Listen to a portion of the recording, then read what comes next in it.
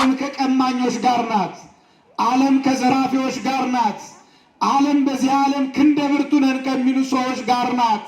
ዓለም ከዚህ ዓለም ስልጣን ካላቸው ሰዎች ጋር ናት። ዓለም በዚህ ዓለም ቀጥቅጦ ከሚገዛ ኃይል ጋር ትቆማለች። ስለዚህ በዚህ ተባበሩ።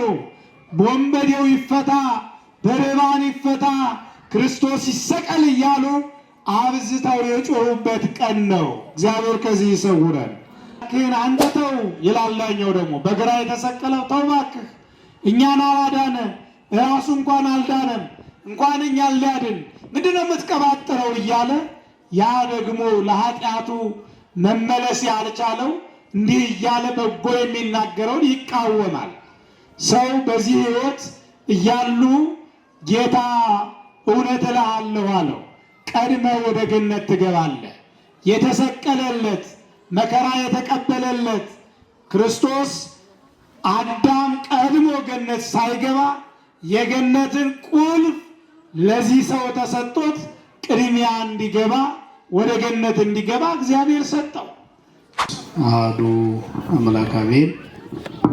ክቡራን ሊቃውንተ ቤተ ክርስቲያን፣ አባቶች ካህናት፣ ወንድሞች ዲያቆናት፣ ወጣት የሰንበት ትምህርት ቤት አገልጋዮች፣ በቅድስናው ስፍራ እግዚአብሔርን ለማመስገን በቃል ኪዳኑ በረከት ለመባረክ የክርስቶስን ጥንተ ስቅለቱን በማሰብ መከራውን፣ ሕማሙን፣ ችግሩን ስለኛ የከፈለውን ዋጋ በማሰብ ቤታችሁን ትታችሁ በዚህ ቅድስና ተራራ የተሰበሰባችሁ የእግዚአብሔር ቤተሰቦች እንደምን አደራችሁ? እንደምን ዋላችሁ? አሜን። በቸርነቱ የጠበቀን በምሕረት አደባባይ የሰበሰበን አምላካችን እግዚአብሔር ስሙ ለዘላለም የተመሰገነ ይሁን። እንኳን አደረሰን፣ እንኳን አደረሳችሁ። እንግዲህ ዛሬ ቅድም በክፍል 1 የተማርነው ትምህርት የተሰበሰብንበትም መሰረታዊ ጉዳይ በየዓመቱ ይታወቃል። አዲስ ሀሳብ ይዘን አንመጣም።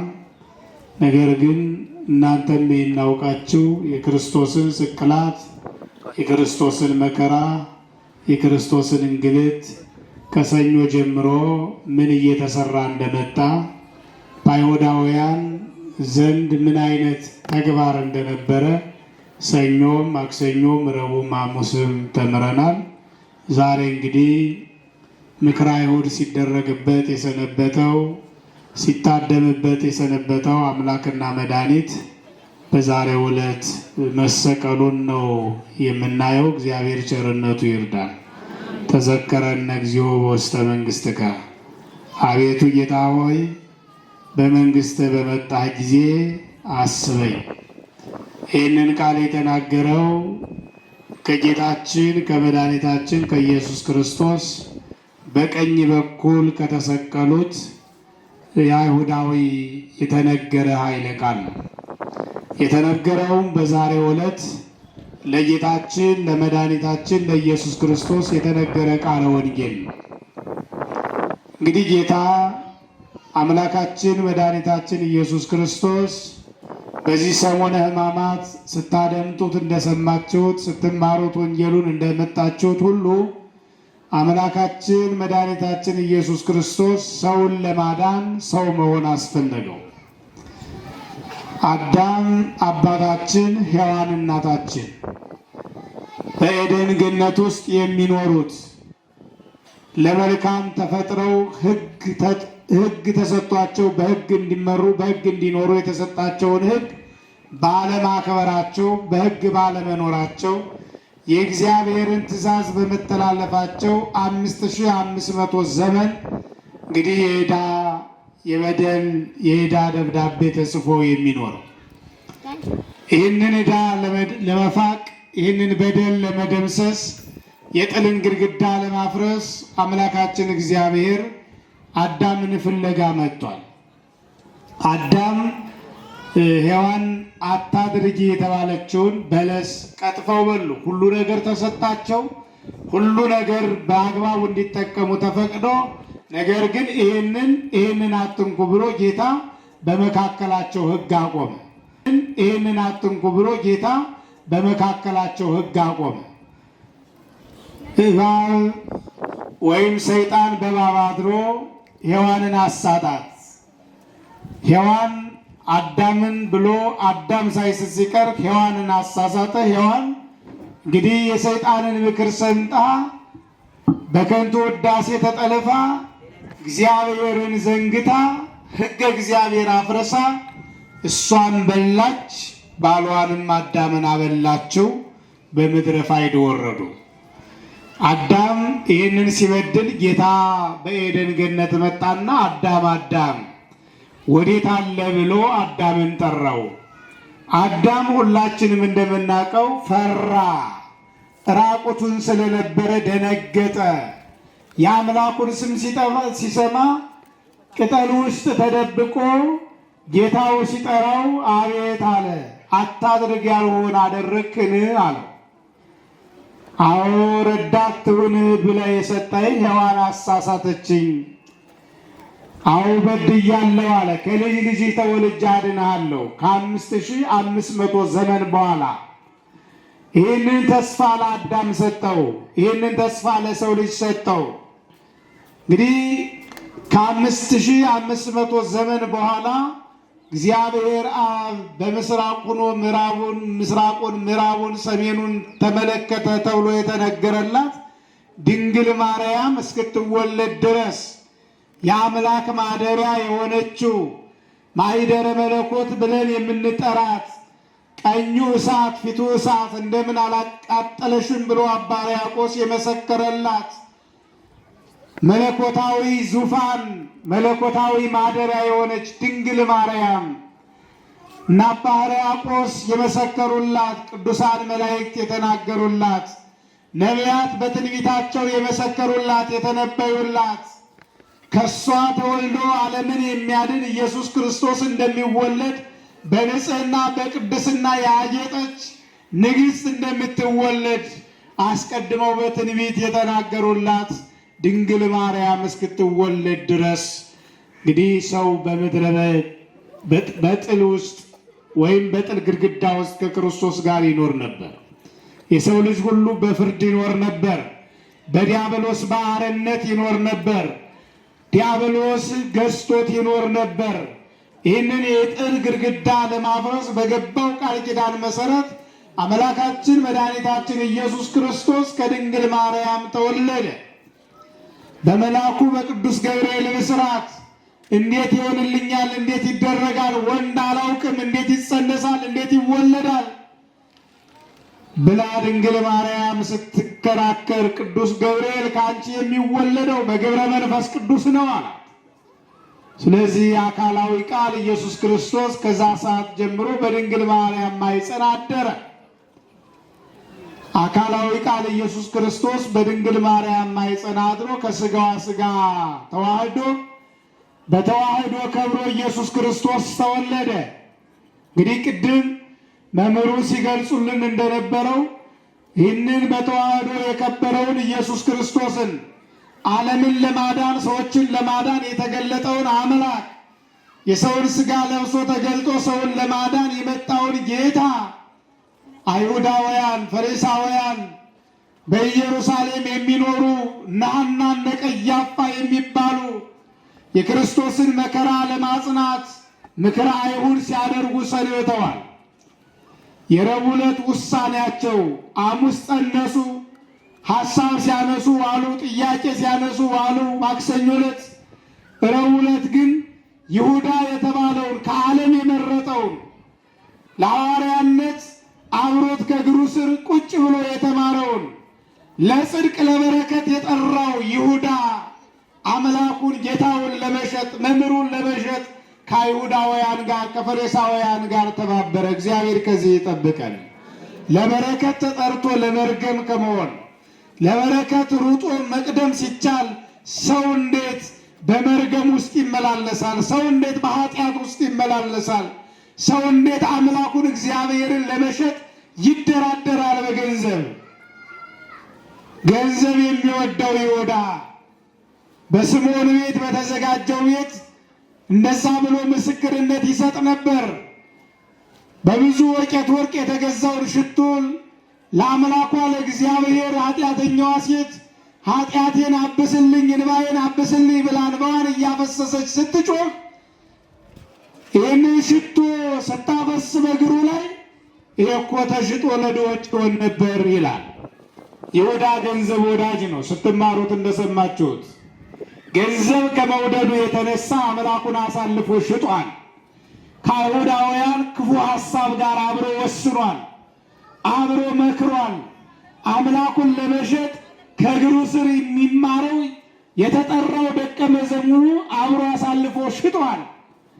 ጻይች ፈሪሳውያን ሐሳባቸው የተሳካው ምኞታቸው ወደ ተግባር የተቀየረው እሙኑ ሆኖ የተለወጠው ከውስጥ ያለው ይሁዳ አምላኩን ለመሸጥ አሳልፎ ለመስጠት በመሳብ እንደሚሸጠው ሲስማማ ነው እንጂ ምክሩ ቆይቷል፣ ክሱ ቆይቷል ኖሯል።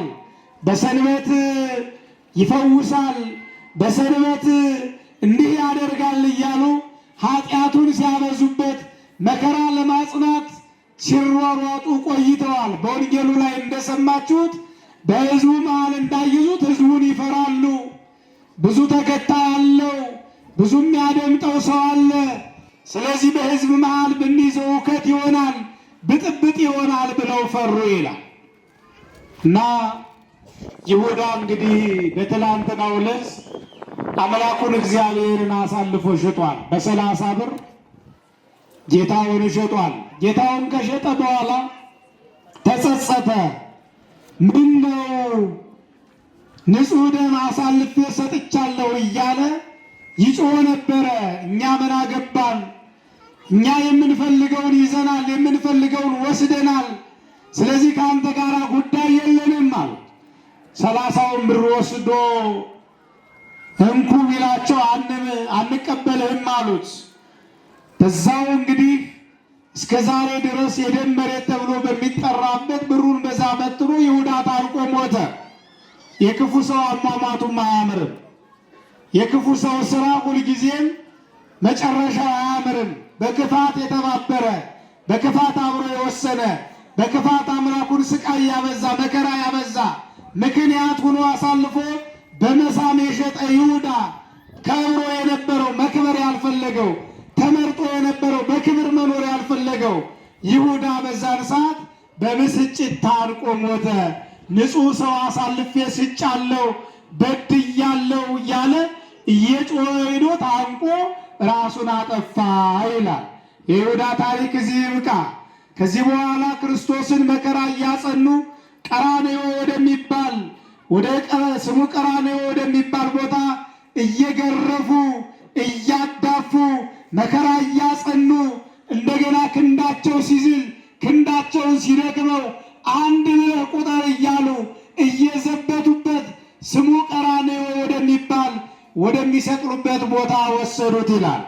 እንግዲህ ኢየሩሳሌም ክርስቶስ በሚሰቀል ዘመን በሮም ግዛት ውስጥ የምትተዳደር ናት። በቀኝ ግዛት ውስጥ ነበረች ኢየሩሳሌም።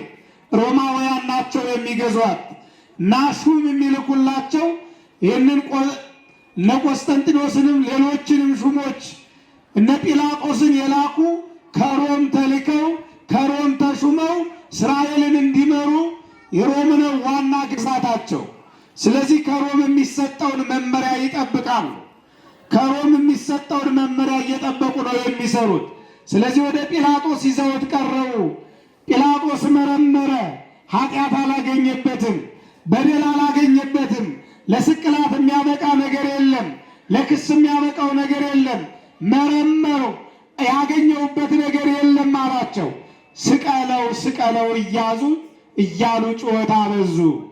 አይሁዳውያንን በማስተባበር እነ ሐና እነ ቀያፋ የተባሉ በቤታቸው ሊቃነ ካህናት ተብለው የሚጠሩ በቤታቸው ሲመክሩ ሲያድሙ የከረሙት ሁሉ ወደ አደባባይ ወጣው። ያደመ ሁሉ ስቀለው ስቀለው እያሉ ጮሁ። ጲላጦስ ቅድም እንደተነገረው አበባ ገርፎ ኃጢአት አላገኘሁበትም እንደ ሕጋችሁ ስቀሉት ብሎ አሳልፎ ሰጠው። እነሱም እየገረፉ ይዘውት ሄዱ። ስሙ ቀራንዮ በሚባል እንግዲህ ያ መስቀሉ ከባድ ነበርና እያዳፉ እየወደቀ እየተነሳ ክርስቶስ እየተገረፈ ወደ ቀራንዮ ሄደ። በ6 ሰዓት ሰቀሉት። ከ6 ሰዓት እስከ 9 ሰዓት ምድር ጨለመች። ቅድም እንደተባለው ጨረቃም ደም መሰለች፣ ከዋክብት ረገፉ። 7 ተአምራት በዛሬው ዕለት ታይተዋል። ቤተ መቅደሱ መጋረጃ ተቀዷል። በሰማይ ምስጢራት ተከፍተዋል። ብዙ ተአምራቶች ታይተዋል።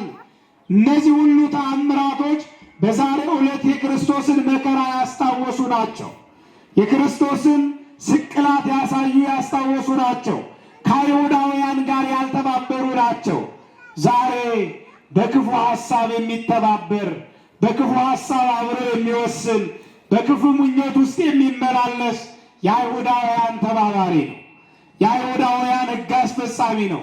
የአይሁዳውያንን ሐሳብ የሚፈጽም ነው።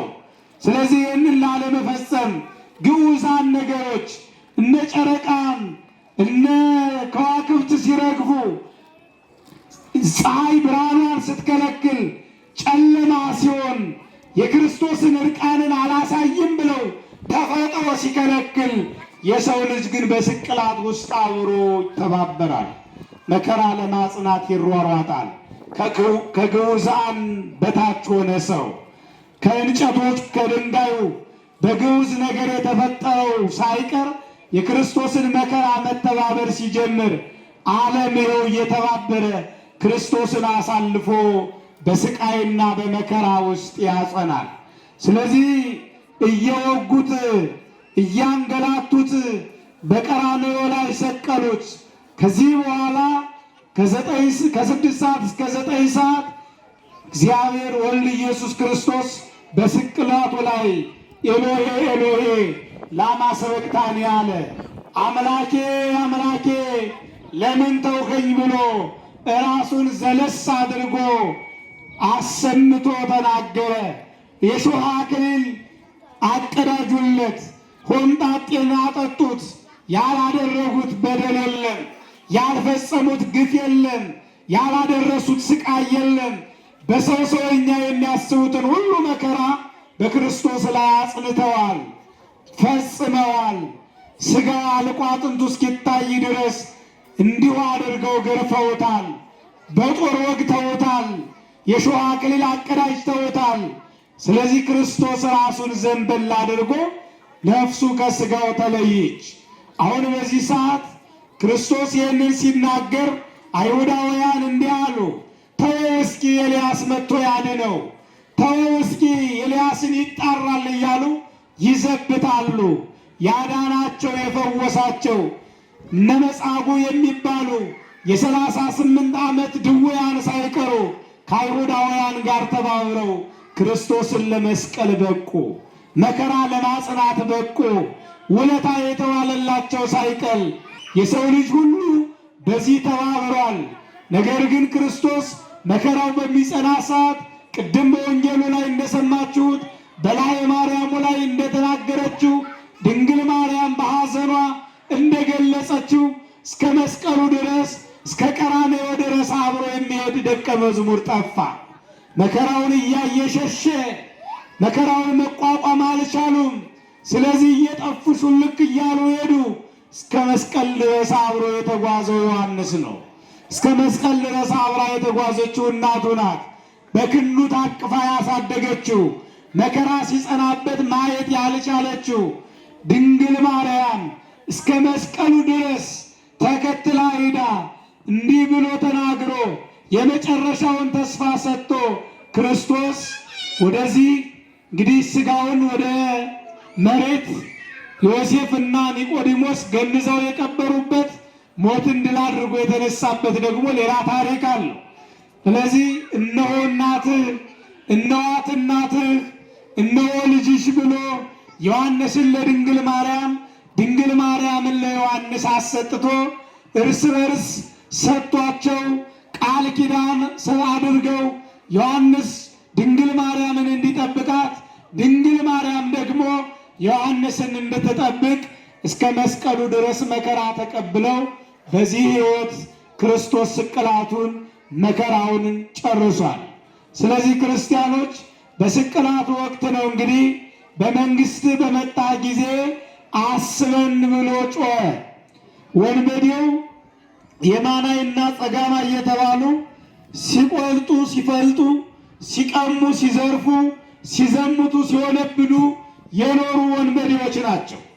እነዚህ ወንበዴዎች በኢየሩሳሌም ወይም በአይሁዳውያን ስርዓት ወንበዴ ሁልጊዜም በውንብድና ሰዓት ሲገኝ በመስቀል ተሰቅሎ ይቀጣል። መስቀል ከክርስቶስ ስቅላት በፊት የወንበዴዎች መቅጫ ሕግ ነው በኢየሩሳሌም። ስለዚህ እሱን አሳልፈው በመስጠት ለስቅላት ያበቁ ነበር። በፋሲካ ቀን ደግሞ አንዳንድ እስረኛ ይፈታላቸው ነበረ።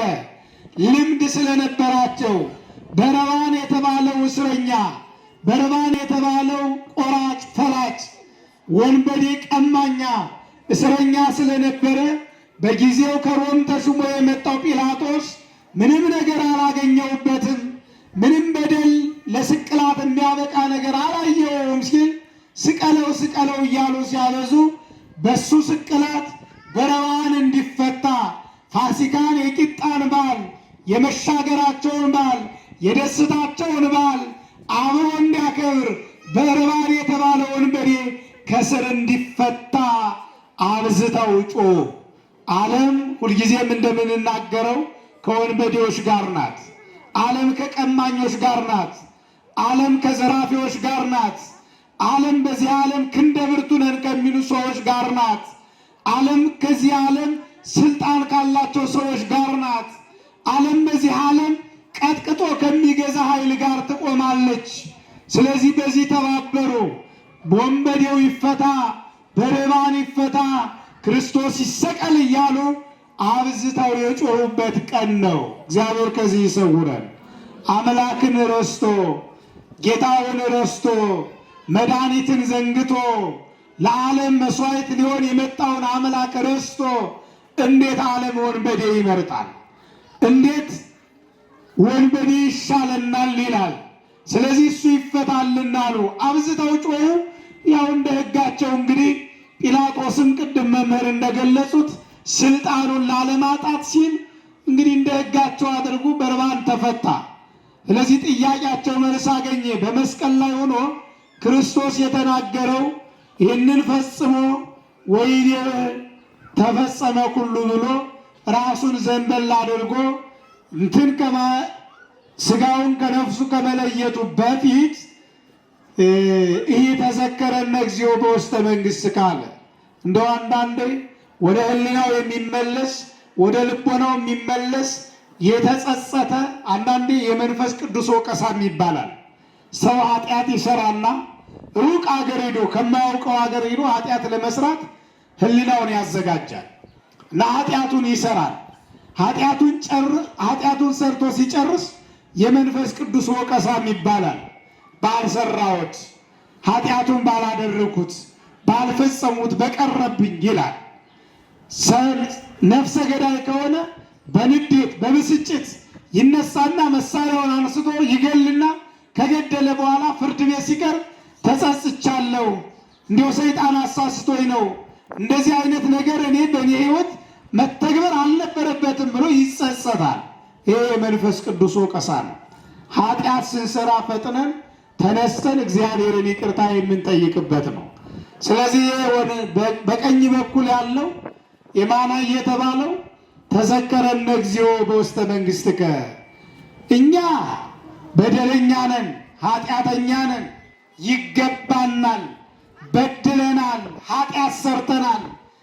በመስቀል ብንሰቀል ግብራችን ነው፣ ስራችን ነው።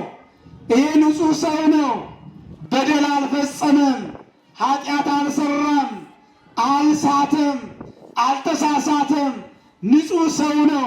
እንዲያውም ለበሽተኞች ምሕረት የሚያደርግ ይቅርታ የሚያሰጥ ይቅርታ የሚሰጥ ነው። በሽተኞችን የሚፈውስ ነው። ምንም ክፉ ስራ ሰራና ይህንን ያህል ጭካኔ ለስቅላት የሚያበቃው እያለ በቀኝ በኩል ያለው ስለ ክርስቶስ በጎነት ይመሰክራል። እንዴት ደስ ይላል! ሰው ወደ ሕሊናው ተመልሶ ወደ ልቦናው ተመልሶ የመንፈስ ቅዱስ ወቀሳ ደርሶት የራሱን ኃጢአተኛ ነኝ ይገባኛል ብሎ ነገር ግን በመካከላችን የሚሰቀለው ንጹሕ ሰው ነው፣ ያለ አግባብ ነው፣ በደል ነው የተሰራው ብሎ የአይሁዳውያንን የመከራ ጽናት የተቃወመ ብርቱ ኃጢአተኛ ነው። ስለዚህ እባክህን አንተ ተው ይላል። ላኛው ደግሞ በግራ የተሰቀለው ተው እባክህ እኛን አላዳነ ራሱ እንኳን አልዳነም፣ እንኳን እኛን ሊያድን ምንድነው የምትቀባጥረው እያለ ያ ደግሞ ለኃጢአቱ መመለስ ያልቻለው እንዲህ እያለ በጎ የሚናገረውን ይቃወማል። ሰው በዚህ ሕይወት እያሉ ጌታ እውነት እልሃለሁ አለው፣ ቀድመህ ወደ ገነት ትገባለህ። የተሰቀለለት መከራ የተቀበለለት ክርስቶስ አዳም ቀድሞ ገነት ሳይገባ የገነትን ቁልፍ ለዚህ ሰው ተሰጥቶት ቅድሚያ እንዲገባ ወደ ገነት እንዲገባ እግዚአብሔር ሰጠው። እግዚአብሔር በቅጽበት የወደደውን ያደርጋል፣ ቢፈቅድ ያጸድቃል፣ ቢወድ ይኮንናል። እግዚአብሔር የወደደውን ያደርጋል ብሎ እና አባ ሕርያቆስ እንደተናገሩት እግዚአብሔር የወደደውን ይፈጽማል። ስለዚህ እግዚኦ አቤቱ ጌታ ሆይ በመንግሥትህ በመጣህ ጊዜ አስበን፣ እኛን ኃጢአተኞችን እኛን በደለኞችን አስበን። ዛሬ ሁላችንም በኃጢአት ወድቀናል፣ ተደነቃቅፈናል፣ እግዚአብሔርን አሳዝነናል፣ እግዚአብሔርን በድለናል። እባክህ ይቅር በለን፣ በመንግሥትህ በመጣህ ጊዜ አስበን እያል እግዚአብሔርን የምንማጸንበት እግዚአብሔርን የምንለምንበት ሰሞን ነው ማለት ነው። ስለዚህ እግዚአብሔር ለሀገራችን ለኢትዮጵያውያን ምሕረትና ይቅርታ እንዲሰጠን ቅዱስ አምላካችን እግዚአብሔር በቸርነቱ ይርዳል። ዓለም እግዚአብሔርን ባልሰማ ቁጥር በዓለም መከራው እየጸና ይቀጥላል። እግዚአብሔርን ስንዘነጋ ካልተመለስን፣ ካልተጸጸትን፣ እግዚአብሔርን ይቅርታ ካልጠየቅን፣ ካልተመለስን እግዚአብሔር በዓለም ላይ መከራውን እያጸና ይሄዳል። ኃጢአት ሲበዛ፣ ውንብድና ሲበዛ፣ ክፋት ሲበዛ ሲነግስ በምድር ላይ ምድሪቷ የረከሰውን ሁሉ መሸከም ስትጀምር እግዚአብሔር ቅጣቱን እያሰፋ ይሄዳል። እግዚአብሔር እያጸና ይሄዳል። ወደን እንዳይመስላችሁ የምንበላለን፣ ወደን እንዳይመስላችሁ ዓይናችን የታወረው፣ ቅንነት ማየት የተቸገረው፣ በበጎነት ማየት የተሳነው፣ አንዱ አንዱን ሲገድለው የሚረካበት፣ የሰው ሕይወት የሰው ደም ሲፈስ እንደ እርካታ የሚቆጥረው ሰው ወዶ እንዳይመስል ዓይናችን ስለተያዘ ነው።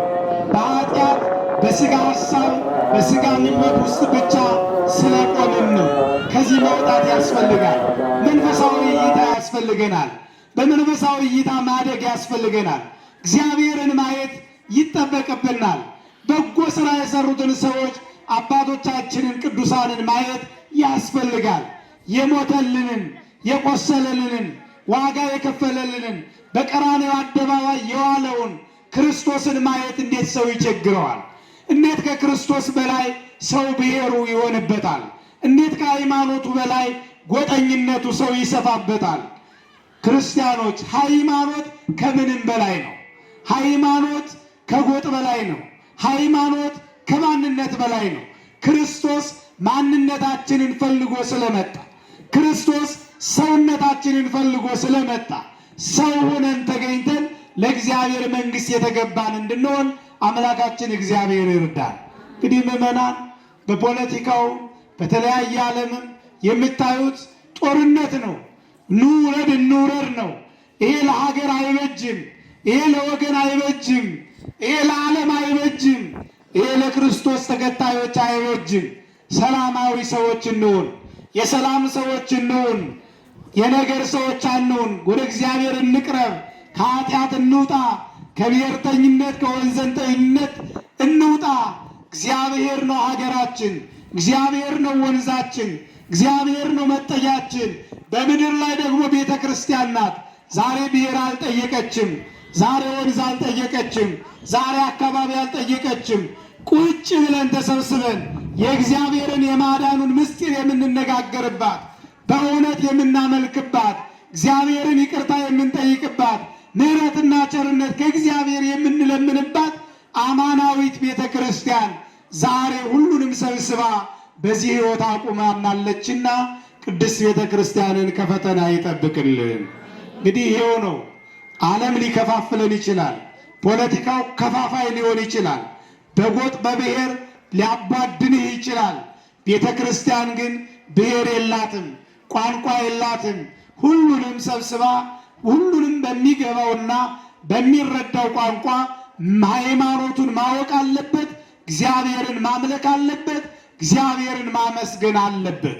በዚህ ሕይወት ጸንቶ የተገባውን የእግዚአብሔርን መንግሥት እንዲወርስ ለማድረግ ቤተ ክርስቲያን ትሰራለችና ቤተ ክርስቲያን አድምጠን እግዚአብሔርን አክብረን በቅድስና ሕይወት እንድንኖር እግዚአብሔር ቸርነቱ ይርዳል።